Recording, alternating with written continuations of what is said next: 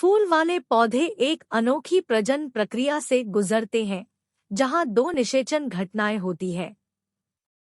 यह दोहरा निषेचन घटना नर प्रजनन अंग, नर गैमेटोफाइट और मादा प्रजनन अंग, मादा गैमेटोफाइट के बीच होती है। निषेचन की घटना घटित होने से पहले बीजांड को कुछ परिवर्तनों से गुजरना पड़ता है। वर्तमान में बीजांड में एक प्रजनन कोशिका होती है, जिसे मेगास्पोर या मातृ कोशिका के रूप में जाना जाता है। यह कोशिका द्विगुणित होती है और अर्धसूत्री विभाजन से गुजरती है, जिससे 4 अगुणित मेगास्पोर बनते हैं। अधिकांश प्रजातियों में इनमें से 3 गुरुबीजाणु नष्ट हो जाते हैं और केवल एक ही गुरुबीजाणु जीवित बचता है। यह जीवित मेगास्पोर फैलता है और 8 अगुणित नाभिक बनाने के लिए माइटोसिस के 3 दौर से गुजरता है। चूंकि नाभिकों ने कोई व्यक्तिगत विभाजन विकसित नहीं किया है, वे शुरू में एक ही साइटोप्लाज्म साझा करते हैं। इस संपूर्ण संरचना को भ्रूण थैली के नाम से जाना जाता है। स्थापित भ्रूण थैली के भीतर अधिकांश नाभिकों के बीच कोशिका दीवारें बनने लगती हैं।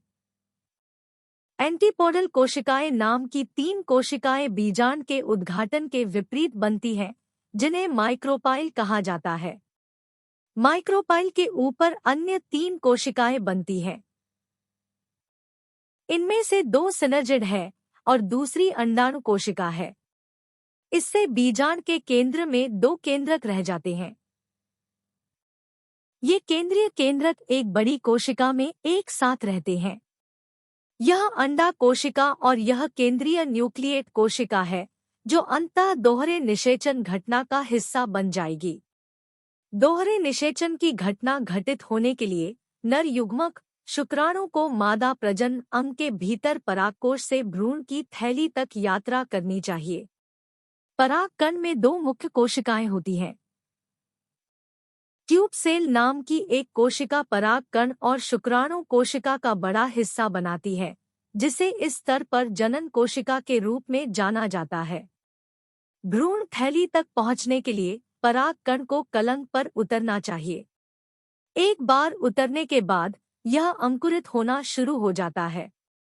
ट्यूब कोशिका शैली के नीचे और अंडाशय में एक लंबी संरचना बनाती है। जनन कोशिका ट्यूब कोशिका केंद्रक के पीछे यात्रा करती है। एक बार अंडाशय के पास यह माइटोसिस द्वारा विभाजित होकर 2 अगुणित शुक्राणु कोशिकाओं का निर्माण करता है।